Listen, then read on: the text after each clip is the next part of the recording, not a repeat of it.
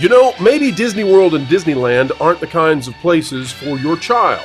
That's the message being conveyed by the Disney company when they deny families the accommodations necessary for children with special needs. That's why you won't believe the interview we're about to have with one mother of a child with special needs. You might not believe it because, well, even I, this time, could not believe what Disney is doing.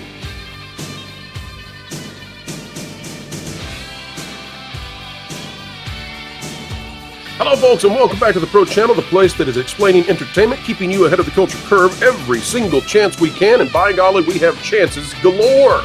Today, we've got a panel of expertise galore. Ron Bradley is joining us, but the star of the show, sorry, Ron, is Toni Lynn. She's here to relay to us an unfortunate experience had at the Disney parks, and we hate to have these kinds of stories happen, but when they do, the reason that we promote them and put them out there under the spotlight is so that perhaps under that magnifying glass, we can get some corrections made so that people have positive experiences going forward. Welcome to you both. Toni, we'll start with you. Why don't you just dive in and tell the folks out there what was the experience and what happened? And folks, as we do so, consider clicking the like button. Go ahead, Toni. Awesome. Yes, absolutely. So I grew up an annual pass holder since I was in the 6th grade and always looked forward to bringing my kids, obviously. And still being a Tampa resident, I got my passes right away, and even was the rule follower. As soon as my kids turned 3, I went ahead and bought the passes because, you know, I just don't want to break the rules, especially when you're at Disney. And I think people just kind of take that for advantage anyways. So fast forward, my son has a couple heart conditions that he was born with. And because of that, he had to have a G-tube, which is a feeding tube. He doesn't eat by mouth, and it's considered a developmental disability. With that feeding tube, along with his sensory processing disorder and probably a little bit of his VSD that causes this too, he vomits frequently. And a lot of times it's projectile. So if he's overstimulated because of that sensory processing disorder, it can trigger that. It's also with the heart condition that he has, the VSD, the one that's not fixed yet. He will, whenever he is overstimulated, that extra blood flow that he gets tends to, you know, go to your lungs. It can go to your stomach, and that will also cause him to vomit as well. So how old is your son, Toni? He will be 4 in about a month. Okay, so he is ultra cute, and let it, you know, whenever you have a child who has some of these additional concerns, you know, our heart goes out to you, and we want to wish you the absolute best, and hope that every possible good scenario comes your way in the months and years to come. So I just wanted to say, you know, we're with you on this as best we can be, and we're happy that you're being such a wonderful mother to such a wonderful son. Oh, thank you. Thank you very much. Appreciate that. All right, tell us. Okay, so you're going to the parks with these additional needs, and they're warranted, and perhaps even more importantly, they're visibly warranted to anybody who has any sense. All right, so what happens? And so I started to try the Genie Plus system to see if that would help us with timing, getting him into a line when he had an empty stomach. So that way I didn't have that risk of him vomiting on another guest. You know, with this and being a parent of this, you become an expert of catching vomit in a barf bag, but then you still get the looks of people that are, you know, why are you bringing a sick kid into the park? When he's really not sick, this just happens.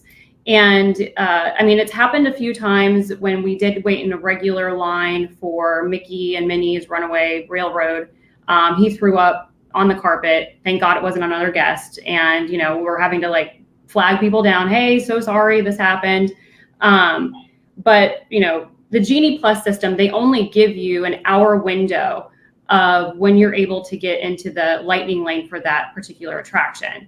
And a lot of times it was times where he would be on a feed or it was right after a feed. So he had a full stomach. So we would try to adjust the feeding times, and then it became very convoluted every time we would go to the park. And then the other times that we would get for other attractions were after we'd already left the park. Because when you're an annual pass holder and you go to the park with a set of toddler twins, you don't want to be there past 2-3 o'clock in the afternoon. I'm not going to be there at 7-8 o'clock at night. So I went ahead and tried I found out about the disability pass. I didn't know much about it. And a couple people said, your son probably is like a perfect candidate for it. So I went ahead and I applied for it. We were approved, and they told me it would be 30 days. And then once that 30 days is up, the next time we go into a park, we have to reapply. So it was so beneficial for us because it would be, instead of an hour window, it's anytime after this time, then you can go to that attraction. So we weren't given just an hour time of us trying to scramble of figuring out a feed. We can stick to the routine that we have and then go to that attraction before the next feed when he has an empty stomach. So that way, if he were to gag, he would just gag and nothing's going to come up. And then as soon as he gets past that, he's having the best time of his life. So what is his favorite ride at Disney World? Right now, I'm going to say Little Mermaid. Gotcha. The reason I ask is it's easy for us to focus only on the negativity. I want to remind people that it's about the kids. Yes. And so it's about your son. This is what this is all about. Mm-hmm. And especially when there are additional hardships in life, we want to make every possible moment that can be magical. We want to do that to the maximum possible. And I know that there are lots of people at Disney who this is a protocol situation that needs to be fixed. There may be some leadership that needs to get their egos out of the way, but ultimately every good human being wants your son and other children in this similar scenario to have a pleasant experience. Toni, before we continue on, I just want to toss it to Ron for a moment. Ron, one of the reasons that I asked you to be here is because you have quite a bit of experience in the accommodations that need to happen at a theme park. Yeah. A lot of folks don't know that beyond just being a YouTuber and analyst of theme parks, you have a significant career inside this industry. Why don't you share with the folks out there, what is the right way to handle accommodating? So my experience in the past, I actually have friends that have IBS. I have friends that have both of my own sons are autistic. My oldest son has Asperger's. They are high functioning. You would not necessarily know that they are autistic unless a situation happens. For example, the attacks that can come on emotionally when something happens, if you're waiting too long, you're crowded in. It's very, very different than the ride experience itself, which is, sensory and different, like Small World, or, for example, Little Mermaid. You said it, my youngest son, the very first ride he ever went on was Little Mermaid in my arms when he was a month old. And that's the joy of being able to go to Disney and experience these rides.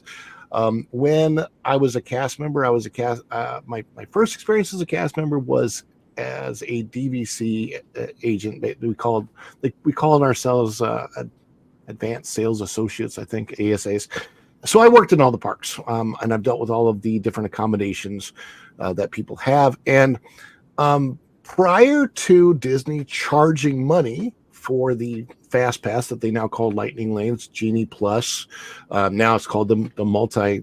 I mean, it's changed a number of times, but prior to them charging for Fast Pass, there was never an issue with the Disability Access Service, because it worked in a way similar to the Fast Pass, except, like she said, always the Disability Access Service simply gave you the opportunity to go at your own pace after your time was called. Back in the old days, it was a paper slip, and then now on the My Disney Experience app. And so when Toni and when I first saw her post on Facebook and saw the conversation, I'm like, you had experience. You actually got approved for the Disability Access Service Pass, and then they changed the system over. And I kind of wanted to know I'll let Pro ask the question, but I know something changed in there somewhere. Yeah, well, let's get to that part of the story. And Ron, I'll just say this too. You're exactly right on the moving to this, everything being mobile. Back in the day when Fast Passes were physical tickets, and even a little bit after that, cast members had significant leeway, and you want your cast members to have the ability to step into situations. It was not so long ago that a cast member could have seen this situation playing out and could have pulled Toni and her family to the side and said, here's a golden Fast Pass. Don't say anything, but you guys deserve this, and you should have this. Go enjoy a ride. All right, Toni. So tell us how that's not what is happening right now. What changed? So we went and I reapplied, and I want to say I was on the video call for an hour and a half, and they constantly want to see Luke. He's good grief. Yeah, it was 4 people that I had to talk to. They wanted to keep referring to somebody else and get their thoughts and their opinions. And I mean, it clearly states on their website. You're catching me and Ron off guard right now. This we've already stepped into insanity at this point. Okay. Yeah. 90 minutes. I think 2 of them were supposed to be medical providers, potentially, but it clearly states on their website that it's for people with autism or developmental disabilities. And my son's G-tube qualifies a developmental disability because he can't eat by mouth. And after I spoke with the 4 people, they went back to the original person, and she goes, okay, based on the feedback that we've got, you're going to be denied. And they did provide me with some information of like sensory areas of the parks, and then gave me something about attraction queue reentry or something, where let's say if I was with my husband, he could get in line, wait in the queue for the entire time, and then when it's like 10 minutes before, then we could cut in the line, which I think is kind of, that's going to be really. They told you about parent swap. Okay. But the problem is that most of the time I'm by myself with my kids. My husband doesn't have a pass. Toni, why did they reject you? What was their reasoning for rejecting you? They didn't really give me a reason. Of course they didn't. Yeah, that was the other thing too, that I was like, okay. And I was, okay, well, that's okay. I was kind of blown away actually. And I think I was kind of in shock that I didn't really know what to say. And then after they just sent me those links, they just hung up. So I went the next day to Magic Kingdom with the kids by myself. And we got in line for the Prince Charming's carousel. And sure enough, in the picture that I posted on that Facebook post, you can see, I wasn't even thinking about it when I took the picture, he had vomited. Thankfully, I caught it in a barf bag, but I'm having to hold on to this barf bag until I can get into a trash can. And the cast member that was standing right there that was letting us in, asking us how many, asked me if everything was okay. And I said, yeah, he just vomits whenever he gets overstimulated. And I was like, we just got denied for the disability access. And she was like, what? I was like, it's a long story, but we're here. Moving on. Wow. Have you talked with anybody else who might have similar experiences? I mean, is this something that's... Yes. Okay, talk about that, please, because this is blowing my mind, and Disney, this needs to be remedied immediately. There's a girlfriend of mine that I have that has gone with me. She's the one who actually recommended me to get the disability pass for Luke. She has type 1 diabetes, and if she's in line, for a long period of time, she could potentially pass out. I mean, she's got a pump on her and everything, but she had the pass, and then she's the one who kind of introduced it to me. And she said, it's great for people that have issues like this. And she's like, it would be great for your son to be on it as well. And I was like, oh, because she actually was the one who showed me how to use it, because I wasn't really sure how to use it whenever I first got it. So she actually just got denied as well. There's since I was on the local news recently about my story, somebody in Disneyland came out as well, and she had Guillain-Barré and in a wheelchair and a trach, and she was denied as well. So I think, and there's people that I've heard of that are autistic that, even though they clearly say that on their website, that are also getting denied. So I understand people are taking advantage of a system. We were one who never took advantage of it. I tried other alternatives before I even tried to apply for it. And, with the news story, people are like, maybe you'll get lifetime passes to Disney. I was like, I don't want anything. I just want them to sit back and think this process may not be the best way to go about this. And I think, honestly, the paper tickets for the fast passes in the past, that was a flawless system, in my opinion. Oh, yeah. I didn't make them enough money. No. Listen, your family and families like yours are being thrown under the bus so that Disney can make some more money off of these things. But Toni, this is akin to the idea of stolen valor, okay? I get that there are people who take advantage of the system and claim that they have disabilities when they might not. Got it. I also know that there are people who are disgusting and they claim to have had military service or to have had some sort of service beyond what they actually did. That does not mean that you suddenly stop with veterans benefits and veterans services and all of that. You don't suddenly say, well, screw you veterans. You get nothing now. No more coffee discounts for you because some people cheat. You fix the cheaters. And with this situation, you were there for an extended period of time when you could have been playing and taking care of your son. And instead, you're on a video conference with people who can't look at a G-tube and go, well, gee, maybe it counts. Maybe they didn't go to Spirit Halloween store and duct tape a tube. Yeah. What heartless morons. Listen, if your company requires you to deny individuals who obviously need the service, quit your job. Go find another one and get a different job because your corporation sucks. All right, we want Disney to stop sucking. Toni, what's your message? And then, Ron, I want to get your take on all this because your look is the way I'm looking. We're both a little shocked. This is worse than we had heard. This idea of an hour and a half long medical officials, all that. Here's an idea. If they've got something from a pediatrician, call the pediatrician if you got a problem with it, Disney. How's that for you? Toni, what are your thoughts on this overall experience? I think my thought is the process needs to be replaced or just reevaluated. I've heard that Universal Studios' process is great. I know it's kind of a fine line to ask for medical documentation with the whole HIPAA rules and everything, but if we're voluntarily giving it for, a certain kind of access, I think those should be evaluated and not just being on a camera and then having to tell the same story 4 times and then looking at my son and trying to have a conversation with him when he's 3 years old and he's not going to have a conversation with you.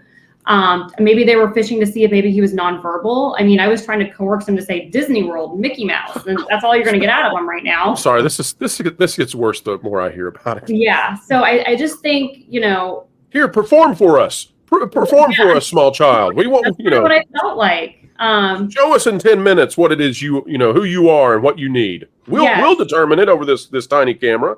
Yes, and I just think I think they need to take some of these experiences and some of these voices that are being brought out and take them into consideration on how this process it's not working. They need some morality. I hate to say it, but they need morality. This is terrible. This isn't what I said in my news interview. This is not what Walt Disney would want. This is definitely not. It's like a total 180. It's a 180. Yeah. Oh my gosh, Ron, you've done this. You've worked in this. You were telling me before to the links that restaurants will even go, and there's been the unfortunate story that's come out. But you were telling me that the links to which servers will go to try to accommodate guests on just about anything. What is it? How do you feel listening to this, Ron? I'm assuming you had not heard of this before. I cover Disney more than just about anyone, and I have not heard of hour-long teleconferences to prove your child has a disability. That's something new to me. What do you think of it? First of all, I'm like, in the last, 2-3 years ago that Disney came up with a new, Walt himself was the one that came up with the 4 keys, the 4 key basics of the Walt Disney Corporation. And those keys were safety, show, efficiency, and what was the other one? Apparently teleconferencing. Sorry, folks. It's been a few years. But anyway, they came up with a 5th key that was inclusion, and this is exactly the opposite of inclusion. This clearly is denying people with disabilities what they need and what families need. First of all, they should never, ever have a situation where they want to break up a family and have part of the family or part of the party wait outside of the line, and then and part of think about it. You're there at the park to spend time together, not to break apart as a family. Mm-hmm. That, first of all, is ridiculous that they would even ask that of anybody, to me. And as somebody who's been a cast member and a park goer, I've had a pass. Other than the times when I was a cast member, I actually had a pass since 2011, 2010. It's a long time. I have friends with the Disability Access Service. In the past, the way you would get the Disability Access Service, you go get services, you talk with somebody, you let them know what your disability is, and if they can either approve you or deny you based upon what they believe your access needs to be. And it was fine.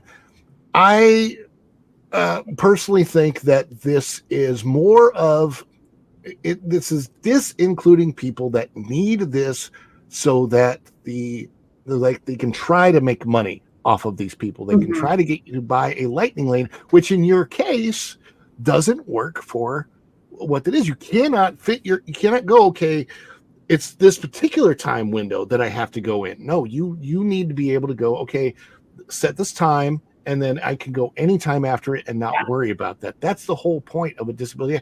The Disability Access Service never took anything away from Genie Plus or the Lightning Lanes or anything like that. It didn't do it. You can still have that in place. I don't think Disney was losing any money by doing the Disability Access Service the way that they were doing it. I think some executive thought they were doing some number crunching somewhere and made a mistake, because I think they're going to lose a lot more money by people saying, no, I'm just not going to go anymore. Well, that was a lot of the comments that we were getting on the Facebook post that I did in the Passholder page was, I'm not going back because I think my son's going to be denied, or I think my daughter is going to be denied, so we're not even going back. I'm not even going to try the system. And so I think they're going to get a lot of people that aren't going to come back, which is sad. Well, Toni, I'll give you the final word on this, but I totally agree. This comes down to that same situation where they're trying to dismiss the lawsuit for wrongful death based on a 2019 Disney Plus trial subscription. Disney, I don't know if you're catching on to this yet or not, but these terrible ways that you respond to situations, they cost you far more than any savings you could ever have from what you're trying to do. Toni, final thoughts on all of this and your experience, and now I guess the experience of so many others who are reaching out to you. Yes, I just hope that they take this in consideration and start thinking about this process and making it a better experience. And there's, no matter what you do, people are going to take advantage of any kind of situation. But I think when you have people like myself that's trying to give this amount of joy to my son without it costing somebody else a new t-shirt, costing me a new t-shirt, because I'm going to have to buy that person a new t-shirt if my son vomits on him. And like other people have said too, if they see him vomit, they're going to vomit. So it's going to be like a chain effect of people in line. But I just think those that have these sorts of issues really need to be evaluated, and not just in opinions of other people over a video call. Even if you have to go into guest relations and set an appointment, kind of like you do with your passport and getting global entry and having a physical interview, I think it's worth it. I know it's difficult for those that don't live in the state of Florida, but I just think this process just needs to be reevaluated as a whole. Well, Toni, on behalf of this channel and all the viewers, and I'm sure Ron as well, we just want to continue to shine a light on this. We're so thankful for you taking the time to spend your valuable time with us here and bring this to greater attention. And we hope on behalf of all of us that you'll give extra hugs to those cool kiddos you have. And what a wonderful thing to have such a wonderful mom taking care of her children and being an exemplar to so many. And I know that this extra care that you give is, it's an inspiration to many people out there, and a demonstration daily of love. And this world could use more love. And for that, we are very grateful. So give big hugs to those kids. Yes, I will. Thank you guys so much for bringing me on and letting me share my story, and hopefully it'll bring a light to everybody. Absolutely. And to all of you out there who are dealing with some of these extra things that we do in life, high fives to all of you. And we hope that you will continue to push forward and know that you are truly making a difference when you try to make joy out of situations that could otherwise be less than.